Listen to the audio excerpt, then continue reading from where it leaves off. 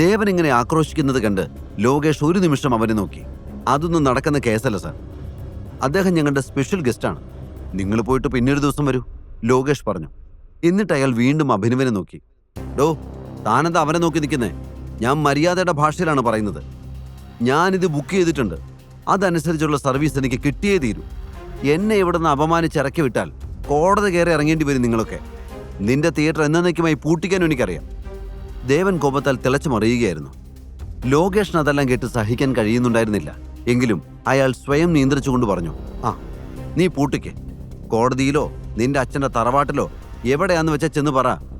ഇപ്പൊ ഇവിടെ നിന്ന് മര്യാദയ്ക്ക് പുറത്തു പോകും. ഇനി വരുമ്പോ നല്ലൊരു ഫോട്ടോ എടുത്ത് വീട്ടിൽ കൊടുത്തിട്ട് വാ, മാലയിട്ട് ഫ്രെയിം ചെയ്ത് ചുമരി തൂക്കാൻ.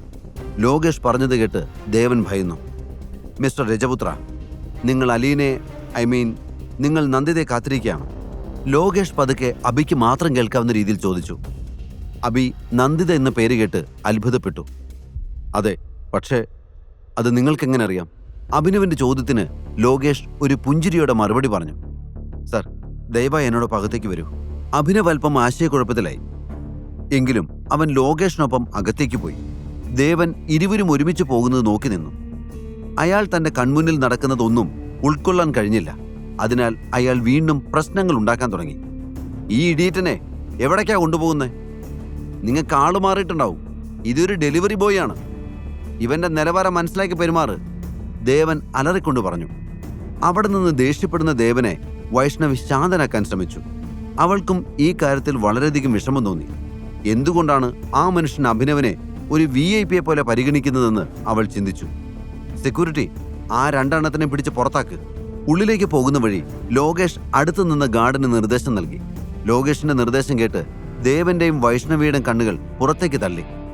അവർ അത്ഭുതത്തോടെ അഭിനവിനെ നോക്കി. അവരുടെ ഭാവം കണ്ട് അബിയുടെ മുഖത്തൊരു പുഞ്ചിരി വിരിഞ്ഞു. ഗാർഡ് അവരെ പുറത്താക്കാൻ വേണ്ടി നീങ്ങുന്നതിന് മുൻപ് തന്നെ ഇരുവരും അവിടെ നിന്നിറങ്ങി. ലോകേഷ് അഭിനവനെ ഒരു ഹാളിലേക്ക് കൊണ്ടുപോയി. അബി ആ ഹാളിന്റെ നാലുപാടും നോക്കി.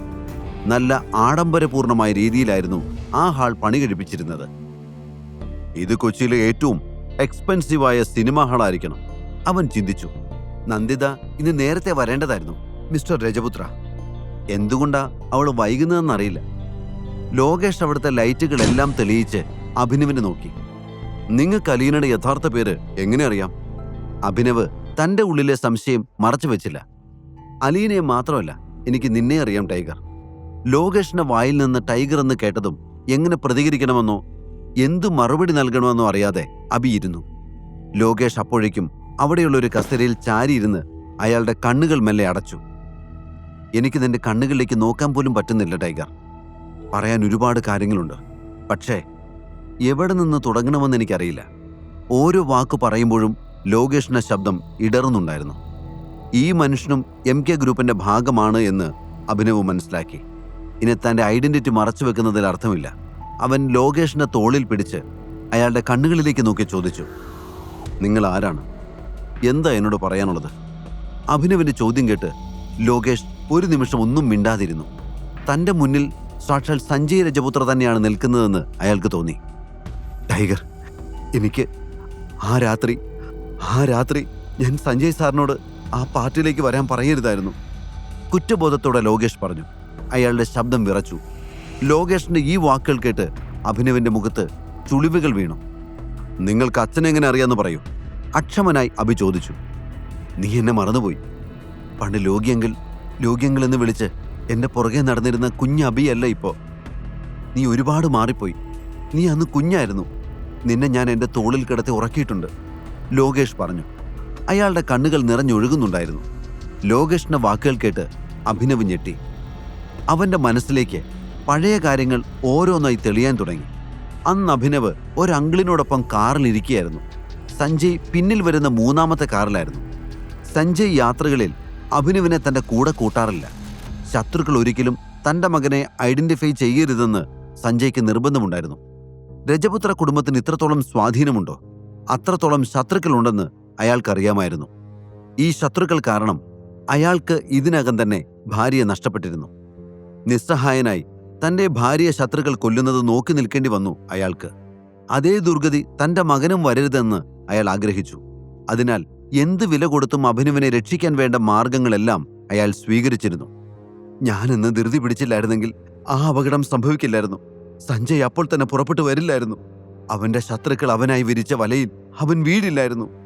ലോകേഷിന്റെ കണ്ണുകൾ നിറഞ്ഞൊഴുകി. അഭിനവിന്റെ മനസ്സിൽ വർഷങ്ങൾ പഴക്കമുള്ള ആ ദൃശ്യങ്ങൾ വ്യക്തമായി തെളിഞ്ഞുകൊണ്ടിരുന്നു. അന്ന് ലോകേഷായിരുന്നു കാർ ഡ്രൈവ് ചെയ്തിരുന്നത്. ലോകേഷിന് വെടിയേറ്റതിനാൽ കാറ് നിയന്ത്രണം വിട്ടൊരു മരത്തിലിടിച്ചു. അയാൾ ഉടനെ തന്നെ ബോധരഹിതനായി. അഭിനവിനും പരിക്കേറ്റിരുന്നു. അവന്റെ തലയിൽ നിന്ന് രക്തം വരുന്നുണ്ടായിരുന്നു. പക്ഷേ അപ്പോഴും അവന് അച്ഛനെക്കുറിച്ചായിരുന്നു ചിന്ത. ഇപ്പൊ നിനക്കെന്തെങ്കിലും ഓർമ്മ വന്നോ ടൈഗർ? ലോകേഷ് അവനെ ചിന്തകളിൽ നിന്ന് ഉണർത്തിക്കൊണ്ട് ചോദിച്ചു. അയാൾ തൂവാല കൊണ്ട് തന്റെ കണ്ണുകൾ തുടച്ചു. അതിനുശേഷം ഒരു ദീർഘനിശ്വാസം എടുത്തു. ശരിയാണ്, എനിക്ക് ലോകി അങ്കിളിന് ഓർമ്മയുണ്ട്. അന്ന് ആ പ്രശ്നങ്ങളെല്ലാം നടക്കുമ്പോൾ നിങ്ങൾ എൻ്റെ കൂടെയുണ്ടായിരുന്നു. അബി ഓർത്തെടുത്ത് പറഞ്ഞു. ക്ഷമിക്കണം ടൈഗർ, എനിക്ക് നീ മാപ്പ് തരണം. എനിക്കറിയാം ഇതെല്ലാം ഉണ്ടായത് ഞാൻ ഒരാൾ കാരണമാണെന്ന്. അപ്പോൾ തന്നെ പോകണമെന്ന് ഞാനാണ് സഞ്ജയോട് പറഞ്ഞത്. അതുകൊണ്ടല്ല അവൻ ഇങ്ങനെയല്ല സംഭവിച്ചത്. നിനക്കറിയോ, അന്നത്തെ ആ സംഭവത്തിൽ മനം നൊന്ത് നീറിയാണ് ഞാൻ ഇത്രയും കാലം ജീവിച്ചത്. എനിക്കറിയാം പശ്ചാത്താപം കൊണ്ടൊരു കാര്യമില്ലെന്ന്. പക്ഷെ മനസ്സുകൊണ്ട് എൻ്റെ സഞ്ജയോട് മാപ്പ് പറയുകയല്ലാതെ എനിക്ക് എന്ത് ചെയ്യാൻ കഴിയും? ഇപ്പൊ അവന്റെ സ്ഥാനത്താണ് ഞാൻ നിന്നെ കാണുന്നത്. ഇനി നീയാണ് എനിക്കെല്ലാം. ലോകേഷ് കണ്ണുനീരോടെ പറഞ്ഞു. അത് കേട്ട് അബിയുടെ കണ്ണുകളും നിറഞ്ഞു. അന്ന് സത്യത്തിൽ എന്താണ് സംഭവിച്ചതെന്നും എന്തുകൊണ്ടാണ് അച്ഛൻ പലപ്പോഴും തന്നെ അകറ്റി നിർത്തിയിരുന്നതെന്നും അവൻ അറിയില്ലായിരുന്നു. എന്നാൽ ഇപ്പോൾ അവൻ അച്ഛൻ്റെ അന്നത്തെ അവസ്ഥ മനസ്സിലാകുന്നുണ്ട്. അച്ഛൻ ഈ മുഴുവൻ ഗ്രൂപ്പിൻ്റെയും ഉത്തരവാദിത്വമുണ്ടായിരുന്നു. അതിനാൽ അദ്ദേഹം എപ്പോഴും മാനസിക സമ്മർദ്ദത്തിലായിരുന്നു. അച്ഛനെക്കുറിച്ച് ഓർക്കും തോറും അവന് സങ്കടം കൂടിക്കൂടി വന്നു. തനിക്ക് ഓർമ്മ വെക്കുന്നതിന് മുൻപ് തന്നെ അമ്മയെ നഷ്ടപ്പെട്ടു. പിന്നെ എല്ലാം അച്ഛനായിരുന്നു. അന്ന് പലപ്പോഴും തന്നെ മാറ്റി നിർത്തുന്നതിൽ അവന് സങ്കടം തോന്നിയിരുന്നു. എന്നാൽ ഇപ്പോഴാണ് എന്തുകൊണ്ടായിരുന്നു അന്ന് അങ്ങനെയെല്ലാം അച്ഛൻ തന്നോട് പെരുമാറിയതെന്ന് അവൻ മനസ്സിലാക്കുന്നത്. ആ സംഭവത്തിന് ശേഷം അങ്കിൾ എന്നെ കണ്ടെത്താൻ ശ്രമിച്ചില്ലേ? അഭിനവ് സ്വയം നിയന്ത്രിച്ചുകൊണ്ട് ചോദിച്ചു. തേടാൻ ഇനി ഒരിടവും ബാക്കിയില്ല ടൈഗർ. പിന്നീട് എനിക്ക് തോന്നി നീയും ആ കത്തിയെരിഞ്ഞ കാറിനുള്ളിൽപ്പെട്ട് മരിച്ചു പോയിട്ടുണ്ടാകുമെന്ന്. കുറെ നാളുകൾ എനിക്ക് എഴുന്നേറ്റ് നടക്കാനുള്ള ശേഷി ഉണ്ടായിരുന്നില്ല. ഇപ്പോഴും അനുഭവിക്കുന്നുണ്ട് അന്നത്തെ അപകടത്തിന്റെ ആഫ്റ്റർ എഫക്ട്സ്. അക്രമികൾ അന്ന് സഞ്ജയ് രജപുത്രയെ കൊലപ്പെടുത്തിയ ശേഷം അയാളുടെ കാർ തീയിട്ട് നശിപ്പിച്ചിരുന്നു. അഭിനവ് ആ രംഗം ഓർത്തു. ശരിയാണ്, അന്ന് ഞാനും മരിച്ചു പോകേണ്ടതായിരുന്നു. പക്ഷെ എന്തോ രക്ഷപ്പെട്ടു. അബിയുടെ വാക്കുകൾ കേട്ട് ലോകേഷ് വീണ്ടും അവന്റെ മുന്നിൽ വന്ന് മുട്ടുകുത്തിയിരുന്നു. അങ്ങനെ പറയരുത് ടൈഗർ. എന്ത് ശിക്ഷ വേണമെങ്കിലും തന്നോളൂ, അനുഭവിക്കാൻ ഞാൻ തയ്യാറാണ്. പിന്നെ ഇനി നീ ഒറ്റയ്ക്കാണെന്ന് കരുതണ്ട. നിനക്ക് വേണ്ടി എന്ത് ചെയ്യാൻ തയ്യാറായി ഞാൻ കൂടെ തന്നെ ഉണ്ടാകും, മരണം വരെ. അഭിനവ് ലോകേഷിനെ പിടിച്ചുയർത്തി. എന്നിട്ട് അയാളുടെ തോളിൽ കൈവച്ചുകൊണ്ട് പറഞ്ഞു. അന്നത്തെ എൻ്റെ ലോകിയങ്ങൾ ആരുടെ മുന്നിലും ഇതുപോലെ തലകുനിച്ചിരിക്കില്ല. ഇനിയും ഈ തല ഉയർന്നു തന്നെ നിൽക്കണം, അഭിനവ് പറഞ്ഞു. അവന് മറുപടിയായി ലോകേഷ് ഒരു പുഞ്ചിരി മാത്രം നൽകി. ടൈഗർ തന്നോട് ക്ഷമിച്ചുവെന്ന് അയാൾക്ക് തോന്നി. ഇപ്പോഴാ നന്ദിത എന്നോട് ഇവിടെ മീറ്റ് ചെയ്യാമെന്ന് പറഞ്ഞതിൻ്റെ കാരണം മനസ്സിലായത്, അഭിനവ് ഒരു പുഞ്ചിരിയോടെ പറഞ്ഞു. അത് കേട്ട് ലോകേഷ് മേലെ പുഞ്ചിരിച്ചു. നിങ്ങൾ രണ്ടുപേരും ചെറുപ്പത്തിൽ ഇണപിരിയാത്ത കൂട്ടുകാരായിരുന്നു. പെട്ടെന്നാണ് എല്ലാം നഷ്ടമായത്. അങ്ങനെ എല്ലാ പ്രതീക്ഷകളും നഷ്ടപ്പെട്ടിരിക്കുമ്പോഴാണ് ഈ കഴിഞ്ഞ ദിവസം അവളുടെ ഒരു കോള് വന്നത്. അവളുടെ ടൈഗർ തിരികെ വന്നിട്ടുണ്ടെന്ന് അവൾ പറഞ്ഞു. കേട്ടപ്പോൾ ഞാൻ ആകെ ഷോക്കായിപ്പോയി. ഇന്നത്തെ ദിവസം വൈകിട്ട് അവളുടെ ടൈഗറിന് വേണ്ടി തിയേറ്റർ ഒഴിച്ചിടണമെന്ന് കൂടി പറഞ്ഞപ്പോൾ എനിക്ക് പിന്നെ വേറെ ഒന്നും ചിന്തിക്കാനില്ലായിരുന്നു. അത് കേട്ടപ്പോൾ അലീന എത്രയും പെട്ടെന്ന് അവിടേക്ക് എത്തിയിരുന്നുവെങ്കിലെന്ന് അഭി ചിന്തിച്ചു. അങ്കിളിന്റെ തിയേറ്റർ കൊള്ളാൻ കേട്ടോ. പ്രീമിയം കസ്റ്റമേഴ്സിന് വേണ്ടി മാത്രം ഒരു മൂവി തിയേറ്റർ. ഇത്രയും ഫെസിലിറ്റീസ് ഉള്ളൊരു തിയേറ്റർ ഒരുപാടൊന്നും ഉണ്ടാവാൻ സാധ്യതയില്ല. ലോകേഷിനൊപ്പം നടക്കുമ്പോൾ അഭിനവ് ആ സിനിമ ഹാൾ മൊത്തത്തിൽ നോക്കിക്കൊണ്ട് പറഞ്ഞു. ആ, അതൊക്കെ പോട്ടെ. ഇത്രയും വർഷം നീ എവിടെയായിരുന്നു? എന്താണ് ചെയ്തുകൊണ്ടിരുന്നത്? നിന്നെ ഞങ്ങൾക്ക് നഷ്ടപ്പെട്ടിട്ട് ഒരുപാട് വർഷമായി ടൈഗർ, ലോകേഷ് പറഞ്ഞു. പെട്ടെന്നാണ് ആ ഹാളിന്റെ ഒരു ഡോർ പെട്ടെന്ന് തുറന്നത്. ആഹാ, നിങ്ങൾ രണ്ടുപേരും എന്നെ കൂടാതെ എല്ലാ കാര്യങ്ങളും സംസാരിച്ചു കഴിഞ്ഞോ? മധുരമായ ശബ്ദത്തിൽ പരാതി പറഞ്ഞുകൊണ്ട് അലീന അകത്തേക്ക് വന്നു.